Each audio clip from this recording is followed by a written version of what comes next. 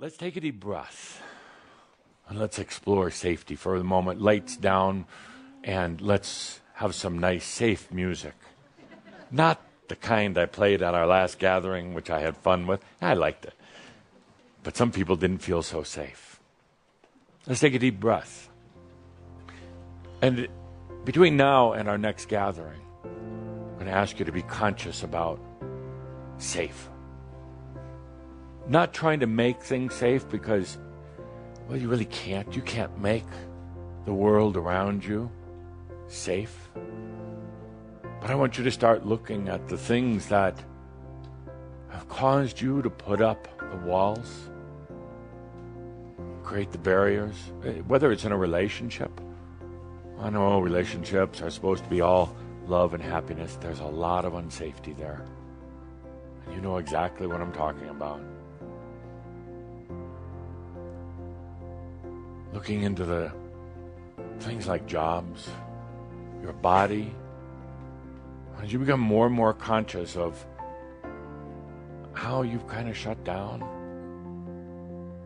or created artificial solutions for safety. Oh, abundance. We didn't even talk about abundance. Your eyes open, Carrie. Busted. So busted. I am your safe space, darling. So, we didn't even talk about abundance, safety. Here you are, masters, a true master, a blessing, but in a world that's pretty unsafe. Not to mention your own aspects, past lives. Take a deep breath.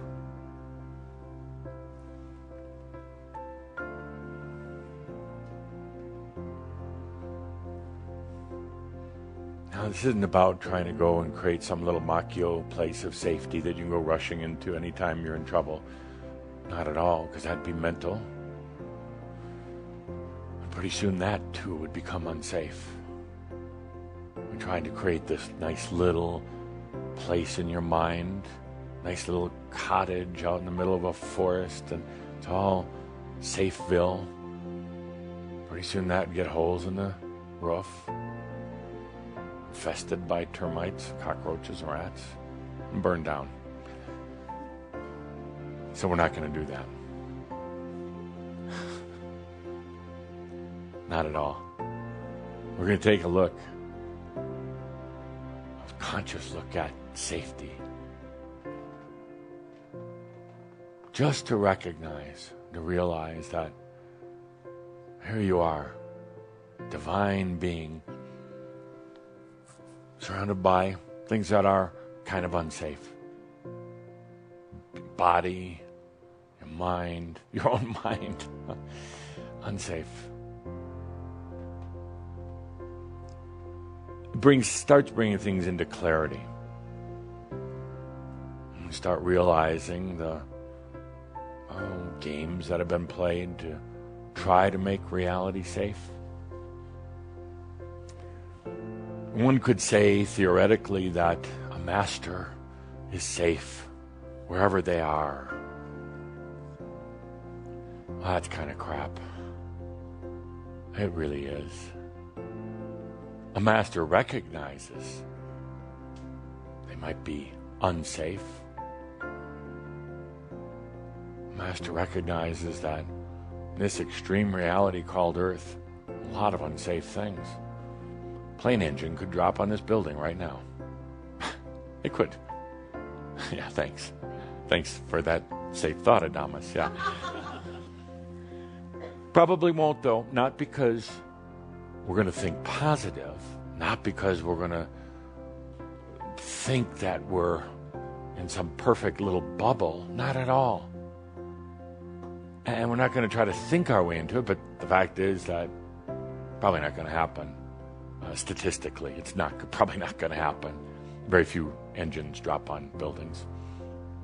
It's probably not going to happen. It's about recognizing what you've done to try to make yourself feel safe Could be your house, making that kind of a safe space. On our survey, I forgot to ask you on that list there with food and government and your car and your partner, forgot to ask about old Adamus. Don't answer. Keep it to yourself.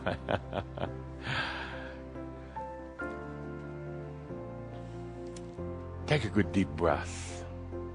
We're not going to try to make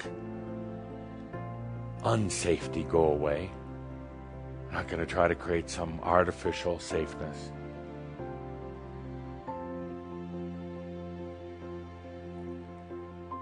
As long as you live here in this body, in this reality, there's going to be things, there's going to be factors. The fact is, you're probably going to not encounter about 99.999% of the unsafe things. You might worry about them, but you're actually not going to encounter them. Probably never actually happen. A few things might. Rock might fall off top of a hill and smash your car. Maybe just the window.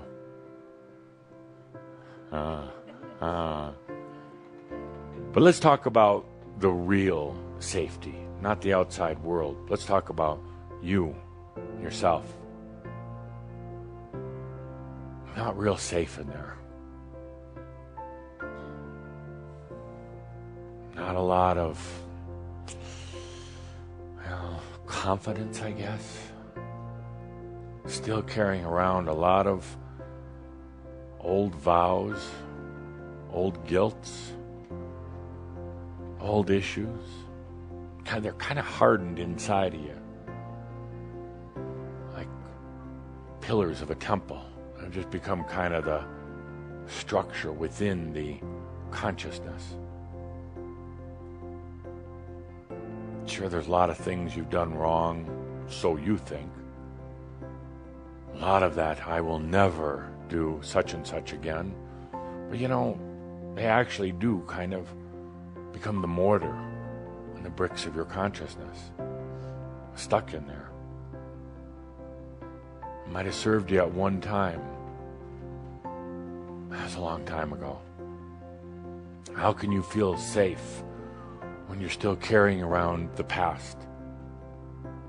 How can you feel safe when you're still bringing up things that happened 10 years ago, 50 years ago, 5,000 years ago? How can you feel safe when you keep going back to the memories of the past?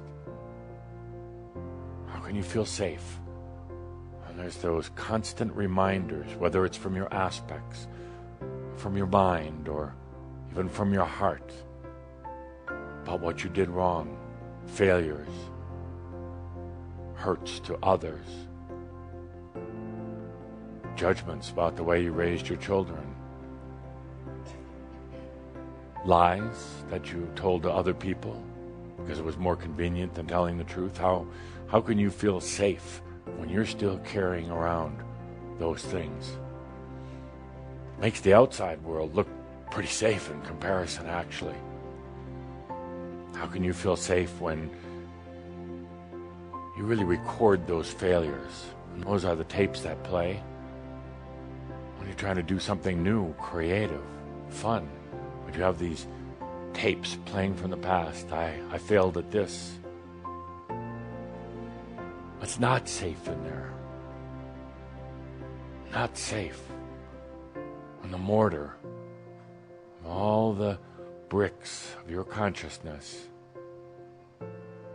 there's things like guilt and shame, loathing, judgment. And it keeps together a very false house of consciousness.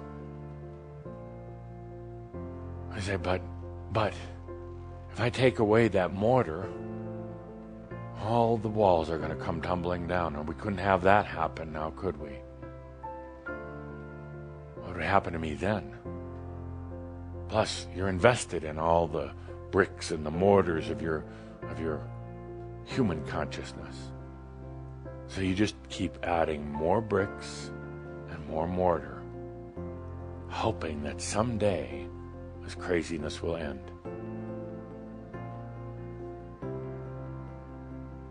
it can. It's going to cause a big rearrangement of things. It's going to cause those walls to come tumbling down. But, my dear friends, what if those walls came down?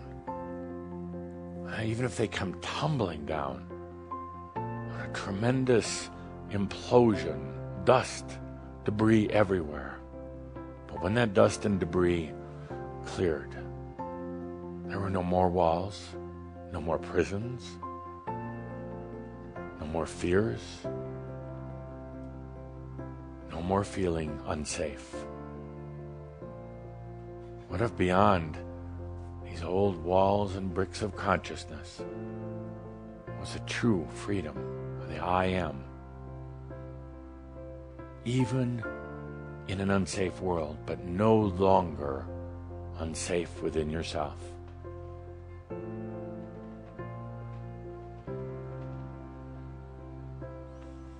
Safety within self comes when one forgives themselves.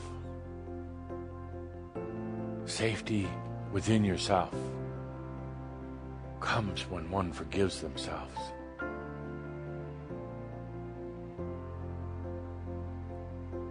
Forgiveness may be not what you think it is. Forgiveness isn't saying, oh, I did these bad things, now I let it all go. No, dots can't be connected that way. What forgiveness in mastery is wisdom. You see, wisdom. When there is such a wisdom in you, wisdom, first of all, that you're never going to do those things again that you did before. You're not going to repeat it. Wisdom that you've learned from each and every experience. Wisdom that you're not going to be going back into low consciousness, dense consciousness. Wisdom that you are divine. Wisdom that you exist. That's the core wisdom, which all other wisdoms come from. I exist. You see, even with the simple I exist, I am, that is an expression of forgiveness. I exist. I am that I am. That is forgiveness.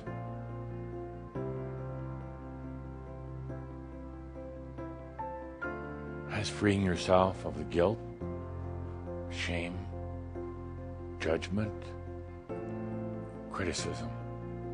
I exist.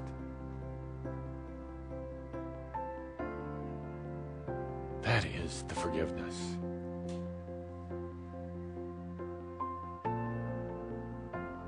I exist. This isn't a mental thing. Not a ceremony you have to do, sprinkling water over your own head to forgive. Forgiveness. It's really the wisdom. That's what sets you free. And the wisdom is, I exist. That's the safe space. It's not a little room in a big house.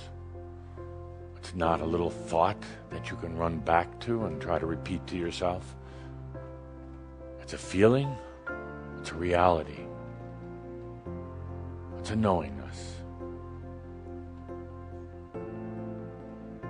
That's the safety. Take a good deep breath. One cannot feel safe when they are not forgiven within themselves.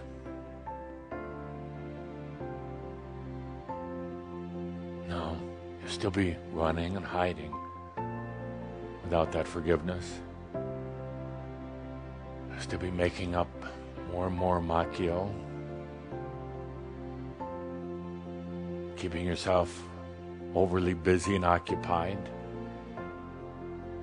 You don't have to face this deep, deep thing within.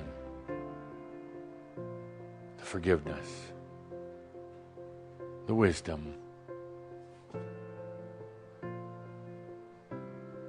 the release. Take a good deep breath. Good deep breath into this moment.